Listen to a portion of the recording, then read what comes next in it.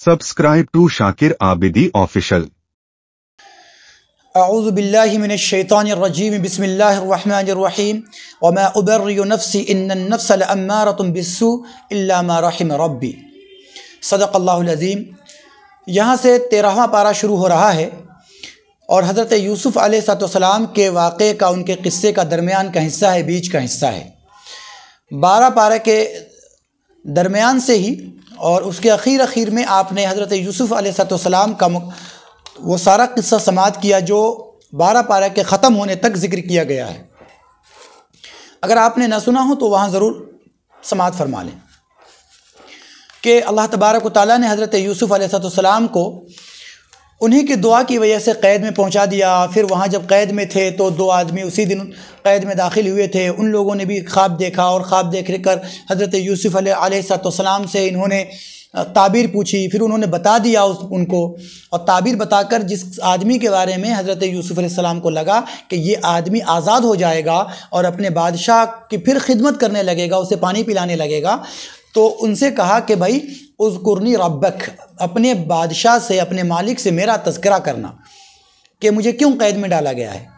یہ بات اللہ تبارک و تعالیٰ کو ناپسند آئی کہ میرے یوسف نے جب قید کی ضرورت پڑی تو مجھ سے مانگا قید، تو میں نے اسے قید میں پہنچا دیا۔ اب جب اگر اسے آزادی چاہیے تو وہ اس آدمی سے کیوں کہہ رہا ہے کہ اپنے بادشاہ سے تذکرہ کرنا؟ اگر اسے آزادی چاہیے تھی تو مجھ سے دعا کرتا۔ یہاں سے ایک بات سمجھ میں آتی ہے کہ انسان کو اللہ ہی سے ساری امیدیں رکھنی چاہیے، اور جو مانگنا چاہیے اللہ تبارک و تعالیٰ ہی سے مانگنا چاہیے۔ دنیا میں اسباب کے طور پر آپ چیزیں اختیار کر سکتے ہیں، لیکن اصل میں جو امیدیں ہوں وہ اپنے رب سے ہو، اپنے پروردگار سے ہو۔ آگے اللہ تبارک و تعالیٰ نے حضرت یوسف علیہ السلام کا قول ذکر کیا ہے کہ جب پھر 12 سال کے بعد اس آدمی کو جو بادشاہ کو پانی پلاتا تھا اسے یاد آیا کہ ہاں بھائی ایک آدمی وہاں ہے، کیونکہ بادشاہ نے ایک خواب دیکھا اور خواب کی تعبیر لوگوں سے پوچھی، لوگوں نے کہا ہمیں تعبیر معلوم نہیں ہے۔ تو بادشاہ نے کہا کہ اس بادشاہ کے پانی پلانے والے نے کہا کہ میں اس آدمی کو جانتا ہوں جو خواب کی تعبیر بتاتا ہے، اور اسی نے مجھے تعبیر بتائی تھی جس کی بنیاد پر میں آپ کی خدمت کر رہا ہوں آج، اور وہ قید خانے میں ہے۔ بادشاہ نے کہا ٹھیک ہے معلوم کرو اس سے۔ لوگ گئے اس حضرت یوسف علیہ السلام کو لانے کے لیے، تو آپ نے آنے سے انکار کر دیا، کہا کہ پہلے میرے معاملے کی تحقیق کرو کہ مجھ پر الزام لگا کر یہاں کیوں ڈالا گیا تھا۔ بادشاہ نے عورتوں کو بلایا اور بلا کر پوچھا تو عورتوں نے گواہی دی کہ نہیں، حضرت یوسف علیہ السلام پاک دامن ہیں، ان کے اندر ہم نے کوئی برائی نہیں دیکھی۔ پھر حضرت یوسف علیہ السلام کو اعزاز و اکرام کے ساتھ وہاں سے لایا گیا۔ لانے کے بعد بادشاہ نے جب بات چیت کی تو حضرت یوسف علیہ السلام نے کہا وما ابرئ نفسی ان النفس لامارۃ بالسوء، میں اپنے نفس کی پاکی بیان نہیں کرتا، میں یہ نہیں کہتا کہ میں دودھ کا دھلا ہوں، لیکن اس کی وجہ یہ ہے کہ انسان کا نفس تو انسان کو برائی کا حکم دیتا ہی ہے، لیکن پھر بھی الحمدللہ اللہ کے فضل و کرم سے اللہ نے مجھے پاک دامن رکھا، میں نے کسی کے ساتھ خیانت نہیں کی، کوئی گناہ کوئی جرم نہیں کیا۔ اس کے بعد جب بادشاہ کو حضرت یوسف علیہ السلام نے تعبیر بتائی کہ آپ نے جو خواب دیکھا ہے اس کی تعبیر یہ ہے کہ 7 سال خوب اناج ہوں گے، خوب غلہ ہوگا، اور دوسرے 7 سال قحط پڑ جائیں گے، تو آپ ایسا طریقہ اختیار کریں کہ پہلے 7 سال جو غلہ ہوگا اس میں سے ایسا اسٹور کیا جائے جو اگلے 7 سال اللہ کے بندوں کو کام آ سکے۔ تو اس نے کہا بھئی یہ کام کسی عقلمند کے سپرد کیا جانا چاہیے۔ تو حضرت یوسف علیہ السلام نے سمجھا کہ اگر کسی نااہل کے ذمے یہ کام چلا گیا تو پوری مخلوق خدا پریشانی میں آ جائے گی، اس لیے انہوں نے کہا کہ اگر آپ مناسب سمجھیں تو وزیر مالیات مجھے بنا دیں، آپ خزانے کا مجھے آپ وزیر بنا دیں، انشاءاللہ میں اس کو حسن و خوبی کے ساتھ انجام دوں گا۔ بادشاہ اس پر خوش ہوا اور آپ کو اس نے مالیات کا وزیر بنا دیا۔ یہاں تک کہ تھوڑے دنوں کے بعد بادشاہ حضرت یوسف علیہ السلام پر ایمان لے آیا اور حکومت کا سارا انتظام اس نے آپ کے سپرد کر دیا، گویا کہ آپ اس وقت پھر مصر کے بادشاہ بنا دیے گئے اور اللہ تبارک و تعالیٰ نے آپ کو تخت شاہی پر بٹھا دیا۔ پھر جب 7 سال ہریالی کے گزرنے کے بعد وہ 7 سال آئے جو قحط سالی کے تھے، تو پورے علاقے میں یہ اعلان کرا دیا گیا کہ حضرت یوسف علیہ السلام کے پاس لوگ آئیں، مصر آئیں، اور ان کے پاس جو بھی رقم ہو خرید سکتے ہو تو خرید لیں کم سے کم قیمت پر، یا اگر نہ ہو تو وہ فری لے کر جائیں، لاک ڈاؤن میں بھوکے نہ رہیں۔ چاروں طرف سے لوگ آنے لگے۔ ادھر کنعان میں حضرت یوسف علیہ السلام کے جو بھائی لوگ تھے ان کو بھی ظاہر بات ہے کہ قحط نے اپنے حال لپیٹ میں لے لیا. تو اس کی وجہ سے ان لوگوں کو بھی خبر ملی کہ مصر کا جو بادشاہ ہے وہ لوگوں کو بہت بانٹ رہا ہے، دے رہا ہے. تو ان کے بھائی لوگ اپنے ابو سے اجازت لے کر وہاں کے لیے چلے، اور وہاں کے لیے چلے آئے حضرت یوسف علیہ السلام کے پاس. قرآن کریم نے اس کا تذکرہ کیا ہے، وَجَاءَ إِخْوَةُ يُوسُفَ فَدَخَلُوا عَلَيْهِ فَعَرَفَهُمْ وَهُمْ لَهُ مُنْكِرُونَ کہ یہ ان کے بھائی یوسف علیہ السلام کے پاس آئے اور حضرت یوسف علیہ السلام نے تو دیکھتے ہی پہچان لیا. وَهُمْ لَهُ مُنْكِرُونَ لیکن ان لوگوں نے نہیں پہچانا کیونکہ حضرت یوسف علیہ السلام کو ان لوگوں نے بچے میں چھوڑا تھا. آج حضرت یوسف علیہ السلام بادشاہ کی شکل میں جوان خوبرو ان کے سامنے موجود تھے، لہذا ان کے وہم و گمان میں بھی نہیں تھا کہ وہ بچہ جس کو غلام بنا کر ہم نے بیچ دیا تھا آج بادشاہ ہو سکتا ہے. اس لیے وہ لوگ پہچان نہ سکے. ان لوگوں کو جتنے غلے کی ضرورت تھی حضرت یوسف علیہ السلام نے ان کو دے دیا. پھر اپنے درباریوں سے کہا کہ وہ لوگ جو تحفے وغیرہ کا سامان یا تھوڑی بہت پونجی لے کر آئے ہیں سامان خریدنے کے لیے، ان کا وہ سامان بھی اسی کے ساتھ رکھ دو، اسی کے سامان میں رکھ دو، ہمیں نہیں چاہیے اس کا سامان. وہ سامان رکھ دیا گیا. باتوں باتوں میں حضرت یوسف علیہ السلام نے یہ بھی پوچھا تم لوگ کتنے بھائی ہو؟ تو اس نے کہا کہ بھائی ہمارا ایک بھائی اور ہے بنیامین جو باپ کے پاس ہے. کہا اسے لے کر کیوں نہیں آئے؟ کہا نہیں ہمارے والد صاحب اس کو نہیں جانے دیتے ہیں کہیں، تو اس بنیاد پر ہم لوگ آئے ہیں اور وہ نہیں آ سکا ہے. کہا کہ جاؤ اگلی مرتبہ پھر آنا، لیکن وہ بھائی کو لے کر آنا. اگر اسے لے کر نہیں آئے تو ہمارے پاس تمہارے لیے فلا کئی لانا، ہمارے پاس تمہارے لیے کوئی غلہ نہیں ہوگا، اپنے بھائی کو لے کر ہی آنا. کہ ٹھیک ہے ہم والد صاحب سے بات کریں گے ہم لوگ. یہ لوگ واپس گئے. جانے کے بعد ابو سے کہا کہ ابو بھائی کو ہمارے ساتھ بھیجیے، ہمیں تو کم غلہ دیا گیا، بھائی کی ویسے کچھ غلے روک لیے گئے، بھائی کو ہمارے ساتھ بھیجیے ہمیں خوب غلہ ملے گا. ابو نے کہا کہ نہیں، تم مجھے ایک بار دھوکہ دے چکے ہو، تم ایک بار حضرت یوسف کے معاملے میں ہمیں دھوکہ دے چکے ہو، تم نے یوسف کو کھو دیا، ضائع کر دیا. میں اب بنیامین کو تمہارے ساتھ نہیں بھیج سکتا. اب یہ لاکھ سمجھائیں مگر حضرت یعقوب علیہ السلام ماننے کو تیار نہیں. بالآخر بیٹے ہی تھے نا، بیٹے ہی تھے تو لازمی بات تھی کہ بیٹوں کے سامنے جب باپ بوڑھا ہوتا ہے تو اس کے ضد کے سامنے مجبور ہو جاتا ہے. انہوں نے اللہ کی قسمیں کھائیں، انہیں یقین دلایا، تو حضرت یعقوب علیہ السلام بھیجنے کو تیار ہو گئے اور اپنے بیٹے کو ساتھ میں وہاں سے بھیجا. یعنی بنیامین جو حضرت یوسف علیہ السلام کے اپنے بھائی تھے، اپنے کا مطلب باپ شریک بھی اور ماں شریک بھی، اس کو بھیجا. یہ جب لے کر وہاں جانے لگے تو حضرت یوسف علیہ السلام نے انہیں ایک ترکیب بتائی کہ دیکھو جب تم شہر میں جانا تو تم لوگ بڑے خوبرو ہو، ایسا نہ ہو کہ کسی کی غلط نگاہ تمہاری طرف اٹھنے لگے، لوگ تم سے حسد کرنے لگے. تو جب شہر میں جانا تو الگ الگ راستوں سے داخل ہونا، ایک ہی راستے سے داخل نہ ہونا.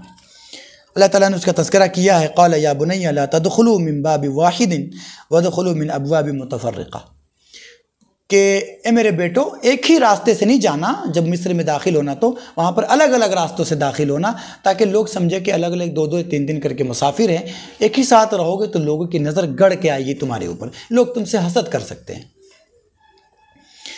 جب دوسری مرتبہ بھائی لوگ پہنچے حضرت یوسف علیہ السلام کے پاس، وَلَمَّا دَخَلُوا عَلَى يُوسُفَ آوَى إِلَيْهِ أَخَاهُ، تو حضرت یوسف علیہ السلام نے اپنے حقیقی بھائی بنیامین کو اپنے پاس بٹھایا اور بٹھانے کے بعد ان کا اعزاز و اکرام کیا. پھر سارے بھائیوں کو غلہ دیا، جتنا دینا تھا دیا، اور یہاں سے واپس ہونے لگے. حضرت یوسف علیہ السلام چاہتے تھے کہ یہ بھائی یہیں رہ جائے، اس لیے کہ ان کے دل میں یہ خواہش تھی کہ یہ بھائی لوگ جب واپس جائیں گے تو ابو وغیرہ کو بھی لے کر آئیں گے. تو جب اس خاندان کو میں یہیں بلوانے والا ہوں تو اپنے حقیقی بھائی کو کیوں بھیجوں؟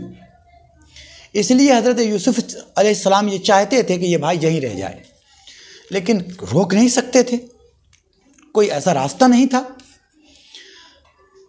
تو اپنے درباریوں سے کہا کہ دیکھو وہ جو ناپنے کا پیالہ ہے، اس پیالے کو جس سے غلہ ناپتے ہو، جیسے آج کے وقت میں دودھ ناپنے کا پیالہ ہوتا ہے، تو غلہ ناپنے کا جو پیالہ ہے وہ اس کے سامان میں چھپا دو، میرے حقیقی بھائی کے سامان میں چھپا دو. یوسف علیہ السلام کے جو دوسرے بھائی تھے نا، وہ باپ شریک تھے، ان کی مائیں الگ تھی، اور حضرت یعقوب علیہ السلام کی جس بیوی سے حضرت یوسف تھے، بنیامین اسی بیوی سے تھے، مطلب حضرت بنیامین اور حضرت یوسف یہ دونوں حقیقی بھائی تھے، ماں شریک بھی اور باپ شریک بھی۔ تو سامان چھپا دیا گیا۔ جب یہ لوگ نکلنے لگے تو ایک آدمی نے اعلان کیا بادشاہ کی طرف سے کہ بھائی وہ جو ہمارا ناپنے کا پیالہ تھا وہ نہیں مل رہا ہے، تم لوگوں نے لیا ہے۔ ان لوگوں نے اکڑ کر کہا کہ بھائی ہم لوگ کوئی چور وور نہیں ہے کہ ہم تمہاری چیز چوری کریں گے، اور جب ہمیں خود دیا جا رہا تو ہم چوری کیوں کریں؟ تو کہا کہ اگر کوئی پکڑا گیا کسی کے پاس ہمارا وہ پیالہ نکلا تو کیا سزا ہے اس کی؟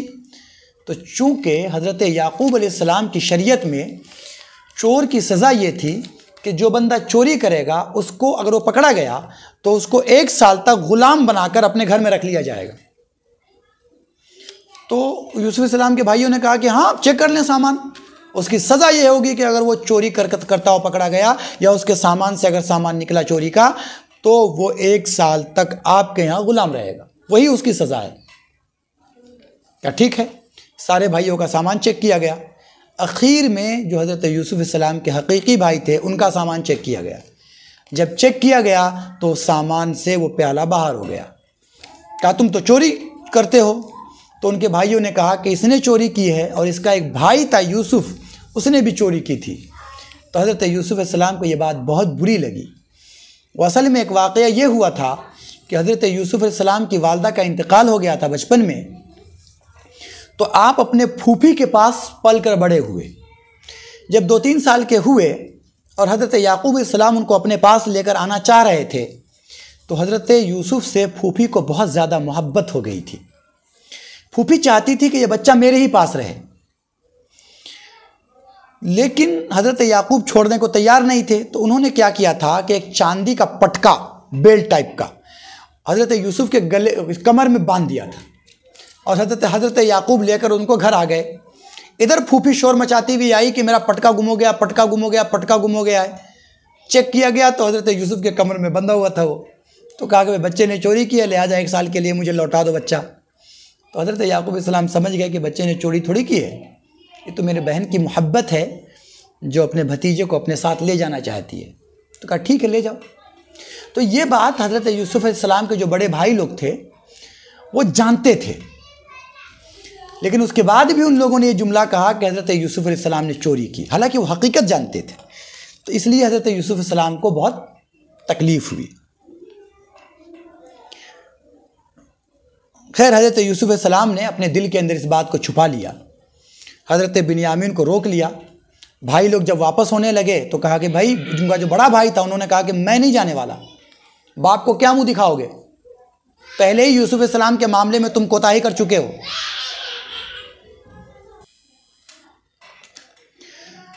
حضرت یوسف علیہ السلام کے بڑے بھائی نے، یہودا نام تھا جس کا، اس نے کہا بھائی میں گھر جانے والا نہیں ہوں، تم لوگ یوسف علیہ السلام کے معاملے میں پہلے ہی کوتاہی کر چکے ہو، باپ کو تکلیف دے چکے ہو، لہٰذا اب میں جا کر باپ کو جواب نہیں دے سکتا، منہ نہیں دکھا سکتا۔ تم لوگ جاؤ، جا کر کہو کہ ابو آپ کے بیٹے نے چوری کی، ہم کیا کر سکتے ہیں، لیکن میں یہی رکوں گا، میں باپ کا سامنا نہیں کر سکتا۔ دوسرے بھائی لوگ واپس آئے، باپ کو آ کر کہا کہ بھائی ہم جس قافلے کے ساتھ ہم لوگ گئے تھے آپ اس قافلے والوں سے پوچھ لیجئے، لیکن حضرت یعقوب علیہ السلام نے وہی کہا کہ نہیں، تم لوگوں نے کوئی نہ کوئی چال کر چل لی ہے۔ بل سولت لکم انفسکم امرا، نہیں تمہارے دل نے ہی کوئی نہ کوئی سازش کر لی ہے، اس سازش کے تحت تم لوگوں نے اس بیٹے کو بھی میرے ضائع کر دیا ہے۔ ان لوگوں نے لاکھ سمجھایا کرا، حضرت یوسف علیہ السلام کو بھی سمجھایا تھا لیکن نہیں مانے تھے، باپ کو بھی بہت سمجھایا لیکن ماننے کو تیار نہیں ہوئے۔ پھر یہ لوگ تیسری مرتبہ گئے، وہاں جانے کے بعد حضرت یوسف علیہ السلام سے کہا کہ دیکھو ان کا ایک ابا ہے جو بہت پریشان ہے، تو اللہ کے واسطے بھائی کو چھوڑ دیجئے، اور آپ تو بہت نیک ہیں، ہم لوگوں کو بے حد پریشانی کا سامنا ہے، کھانے کو نہیں ہے، باپ رو رو کے اندھا ہو رہا ہے، اللہ کے واسطے ہم پر رحم کیجئے، آپ غلہ دیں یا نہ دیں کم سے کم ہمارے بھائی کو چھوڑ دیں، والد کی حالت دیکھی نہیں جاتی۔ تو حضرت یوسف علیہ السلام کو برداشت نہیں ہوا اور کہا کہ تم لوگ آج آ کر گڑگڑا رہے ہو، سوچو تم نے یوسف علیہ السلام کے ساتھ کیا معاملہ کیا۔ تب ان لوگوں کو لگا کہ اس کو یوسف کے بارے میں کیسے معلوم، تو کہا کہ کیا انت یوسف، کیا آپ ہی یوسف ہیں؟ کہا الحمدللہ میں ہی یوسف ہوں، یہ بنیامین میرا بھائی ہے۔ تو وہ سارے کے سارے آپ کے سامنے جھک گئے۔ پھر آپ نے اپنا کرتا اتار کر دیا اور دینے کے بعد اس سے کہا بھائیوں سے کہ جاؤ والد صاحب کو بھی ساتھ میں لے کر آؤ اور یہ کپڑا لے جا کر ان کے چہرے پہ ڈال دینا، فرتد بصیرہ، تو روشنی لوٹ آئے گی، یاتی بصیرہ، کہ اذهبوا بقمیصی ھذا فالقوه علی وجه ابیہ یاتی بصیرہ، کہ یہ کپڑا لے کر جاؤ والد صاحب کے چہرے پر رکھ دینا، انشاءاللہ اللہ نے چاہا تو والد صاحب کی روشنی واپس آ جائے گی، والد صاحب کی آنکھیں روشن ہو جائیں گی۔ بھائی لوگ وہاں سے چلے، جیسے ہی وہاں سے چلے ہیں کہ حضرت یعقوب علیہ السلام اپنے گھر والوں کو کہتے ہیں کہ دیکھو اگر تم مجھے بہکی بہکی باتیں کرنے والا نہ کہو تو سچی بات یہ ہے کہ میں یوسف کی بو محسوس کر رہا ہوں، اس کی خوشبو محسوس کر رہا ہوں۔ لوگوں نے کہا کہ آپ تو اسی اپنی پرانی بات پر اڑے ہوئے ہیں، ایسا لگتا ہے کہ اپنے آپ کو ہلاک کر دیں گے۔ کہا نہ، میں اللہ تعالیٰ کی طرف سے جو جانتا ہوں وہ تم نہیں جانتے۔ پھر وہاں سے وہ آنے کے بعد کپڑا جیسے ہی باپ کے چہرے پر رکھا، آنکھوں کی روشنی آ گئی۔ یہاں پر رک کر مفسرین کرام نے ایک بات لکھی ہے کہ اللہ تبارک و تعالیٰ جب نوازنے پر آئے گا اور آتا ہے تو ہزاروں کلومیٹر دور مصر سے جیسے ہی قافلہ چلتا ہے تو حضرت یعقوب علیہ السلام کو حضرت یوسف کی خوشبو آنے لگتی ہے، اور ادھر چند کلومیٹر دور کسی کنویں میں حضرت یوسف علیہ السلام کو ڈالا گیا ہے، اور اللہ تعالیٰ نہیں چاہتا تو ان کی خوشبو حضرت یعقوب علیہ السلام کو نہیں ملتی، بلکہ خبر تک نہیں ہوتی۔ اس طریقے سے اللہ تبارک و تعالیٰ نے پورے یعقوب علیہ السلام کی خاندان کو مصر میں لے جا کر بسا دیا۔ جب حضرت یعقوب علیہ السلام وہاں پہنچ رہے تھے، یوسف علیہ السلام اپنے والدین کے اعزاز و اکرام کے لیے شہر سے باہر تشریف لائے ہوئے تھے۔ جیسے ہی یوسف علیہ السلام کو والدین نے دیکھا تو وہ ان کے تعظیم کے لیے جھک پڑے، جس کو سجدے سے تعبیر کیا گیا ہے، یا ہو سکتا ہے کہ اس امت میں سجدہ کرنا تعظیمی طور پر جائز رہا ہو۔ تو حضرت یوسف علیہ السلام نے کہا کہ ابو، اللہ تبارک و تعالیٰ نے مجھے جو خواب دکھایا تھا اس خواب کی تعبیر یہ ہے۔ اس کے اندر اللہ تبارک و تعالیٰ نے نبی اکرم صلی اللہ علیہ وسلم کی نبوت کا گویا کہ ایک طرح سے اعلان کیا ہے اس واقعے سے، ذالک من انباء الغیب نوحیہ الیک، کہ یہ وہ غیب کی خبریں ہیں جو ہم آپ کے پاس وحی بھیج کر آپ کو بتا رہے ہیں۔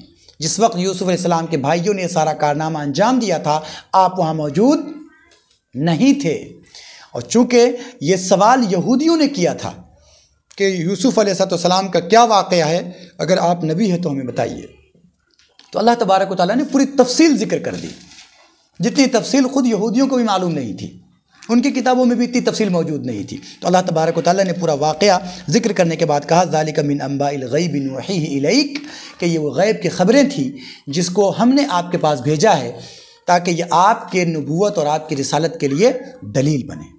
یہاں سے سورہ رعد شروع ہو رہا ہے۔ رعد عربی میں بجلی کی کڑک کو کہتے ہیں، چمک کو کہتے ہیں، گھن گرج کو۔ تو اس کے اندر چونکہ اللہ تبارک و تعالیٰ کی نشانیاں بیان کی گئی ہیں اور اس کے اندر کڑک وغیرہ کا بھی تذکرہ ہے، جس کی بنیاد پر اس سورت کا نام اسی نسبت سے سورہ رعد ہے۔ اس کے اندر اللہ تبارک و تعالیٰ نے اپنے توحید کی نشانیاں، اپنے ایک ہونے، اپنے رب ہونے کی نشانیاں، رسالت کی نشانیاں بیان کی ہیں۔ اسی کا تذکرہ کرتے ہوئے، اپنے رب ہونے کا تذکرہ کرتے ہوئے اللہ تبارک و تعالیٰ نے نشانی کے طور پر فرمایا ہے اللہ الذی رفع السماوات بغیر عمد ترونها ثم استوى على العرش وسخر الشمس والقمر كل يجري الى اجل مسمى، کہ اللہ تبارک و تعالیٰ وہ ہے جس نے آسمانوں کو بغیر کسی پلر کے اوپر قائم کر رکھا ہے، پھر وہ عرش پہ مستوی ہوا جیسا کہ اس کی شان ہے، پھر اس نے سورج اور چاند کو ایک متعین راستے پر، ایک متعین محور پر لگا رکھا ہے کہ وہ کام پر مسلسل لگا ہوا ہے۔ یہاں پر رک کر میں کہوں گا کہ جو لوگ یہ کہتے ہیں کہ ساری کائنات خود بخود ہے، انہیں یہ سمجھنا چاہیے کہ معمولی اگر 10-20 لوگ بھیڑ کے اندر چل رہے ہوں اور ازدحام ہو لوگوں کا، بھیڑ ہو کسی میدان کے اندر، تو لوگ انسان ایک دوسرے سے ٹکرا رہے ہوتے ہیں۔ جہاں پہ انسان عقل مند ہے، ان کا جسم ایک دوسرے سے لگ رہا ہوتا ہے۔ اسپیس کے اندر اربوں کھربوں اسٹارز ہیں، پلانٹس ہیں، لیکن آج تک کوئی کسی سے ٹکراتا نہیں ہے، اور اس کے اندر کوئی ایسی جان نہیں ہے، سمجھ نہیں ہے کہ یہ بچ کے چلے ایک دوسرے سے۔ انسان تو ایک دوسرے سے بچ کر چلتا ہے، لیکن یہ ان کے اندر اتنی عقل نہیں ہے، اتنا شعور نہیں ہے کہ یہ بچ کر چلیں۔ لیکن اس کے باوجود بھی یہ کبھی کسی سے ٹکراتے نہیں ہیں۔ آخر کوئی تو ہے جو اس کو کنٹرول کیے ہوا ہے، اسی ذات کو اللہ کہتے ہیں۔ اللہ تعالیٰ کہتا ہے اللہ الذی رفع السماوات بغیر عمد ترونہا، کہ جس نے چاند سورج اور ساری چیزوں کو بالکل ایک کام پر لگا رکھا ہے کہ وہ سرتابی نہیں کرتا، اپنے حساب سے مسلسل کام پر لگا ہوا ہے۔ آگے اللہ تبارک و تعالیٰ نے تذکرہ کیا ہے کہ یہ جو انسان سمجھتا ہے کہ میں اپنے مرضی سے جو چاہتا ہوں کرتا ہوں اور جیسے چاہتا ہوں کرتا ہوں، اللہ تعالیٰ فرماتے ہیں لہو معقبات من بین یدیہ ومن خلفہ یحفظونہ من امر اللہ، کہ انسان اصل میں ایک قدم بھی اللہ کے مدد کے بغیر اور اس کی مرضی کے بغیر نہیں چل سکتا۔ اللہ تعالیٰ فرماتے ہیں کہ اس کے ساتھ ساتھ ہم نے فرشتے لگا رکھے ہیں جو اللہ کے حکم سے اس کی حفاظت کرتے رہتے ہیں۔ بہت سی مرتبہ آپ نے دیکھا ہوگا کہ ایک بڑا سا ایکسیڈنٹ ہوا اور آدمی بھیانک ایکسیڈنٹ کے اندر بھی بال بچ گیا۔ وہ یہ سمجھتا ہے کہ میں بچ گیا، وہ یہ سمجھتا ہے کہ میں بچ گیا، بچ نہیں گیا، بچا لیا گیا۔ اللہ تعالیٰ کی طرف سے جو فرشتے تھے اس نے اسے بچا لیا اللہ کے حکم سے۔ اور بہت سی مرتبہ آپ دیکھتے ہیں کہ بہت چھوٹا مائنر سا کوئی ایکسیڈنٹ ہوتا ہے، انسیڈنٹ ہوتا ہے، اور آدمی بڑے حادثے کا شکار ہو جاتا ہے، اس میں موت تک آ جاتی ہے۔ لوگ کہتے ہیں کہ ذرا سی بات ہوئی تھی اور بس جان نکل گئی۔ ذرا سی بات ہوئی نہیں تھی، بلکہ فرشتوں کی جو حفاظت تھی وہ حفاظت ہٹا لی گئی تو بندہ حادثے کا شکار ہو گیا۔ اللہ تعالیٰ فرماتے ہیں کہ لہو معقبات من بین یدیہ ومن خلفہ، کہ اللہ تبارک و تعالیٰ اس کے آگے اور اس کے پیچھے سے فرشتوں کے ذریعے اس کی حفاظت کرتا ہے، جس کی بنیاد پر انسان چلتا پھرتا گھومتا پھرتا عیش کرتا ہے اور پھر اللہ تبارک و تعالیٰ کی وحدانیت کا انکار کرتا ہے، اس کو رب ماننے سے انکار کرتا ہے، اس کی عبادت کرنے سے انکار کرتا ہے۔ اللہ تبارک و تعالیٰ نے آگے نیک لوگوں کا تذکرہ کیا ہے۔ نیکوں کے 8 صفات اللہ تعالیٰ نے بیان کیے ہیں۔ جو متقی لوگ ہیں ان کے 8 صفات بیان کیے گئے ہیں، 8 ایکٹیویٹیز بیان کی گئی ہیں۔ اگر آپ بھی چاہتے ہیں کہ آپ نیک بن جائیں تو ان 8 ایکٹیویٹیز کو اپنے اندر پیدا کر لیجیے۔ اللہ تبارک و تعالیٰ نے سورہ رعد کے اس آیت کے اندر 8 ایکٹیویٹیز بیان کیے ہیں کہ اگر کوئی بندہ ان 8 چیزوں کو اپنی زندگی میں لائے تو یہ بندہ خود بخود نیک ہو جائے گا، متقی ہو جائے گا، پرہیزگار ہو جائے گا۔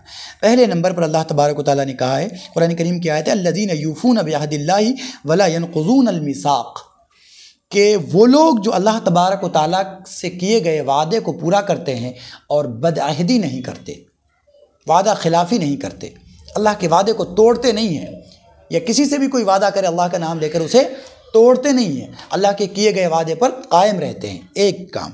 دوسرا، جنہیں اللہ تبارک و تعالیٰ نے جن رشتوں کو جوڑنے کا حکم دیا ہے اس رشتوں کو نہیں توڑتے، اس کا پاس و لحاظ رکھتے ہیں۔ ہم دیکھتے ہیں سوسائٹی معاشرے میں کہ لوگ اپنے ہی رشتہ داروں سے کٹے ہوئے رہتے ہیں۔ نہیں، اللہ تبارک و تعالیٰ نے جن رشتوں کو جوڑنے کا حکم دیا ہے، یعنی قرابت داروں سے، ان کے ساتھ آپ اچھا معاملہ کیجیے، ان سے رشتہ جوڑیے۔ اگر وہ توڑتا بھی ہے تو اس کو اپنی طرف سے توڑ رہا ہے، آپ اپنی طرف سے کوئی ایسا کام نہ کیجیے، کوئی ایسا سبب پیدا نہ کیجیے جس سے یہ رشتہ ٹوٹتا ہو، بلکہ وہ توڑ رہا ہو تو بھی آپ جوڑنے کی کوشش کیجیے۔ یہ 2 کام ہوئے۔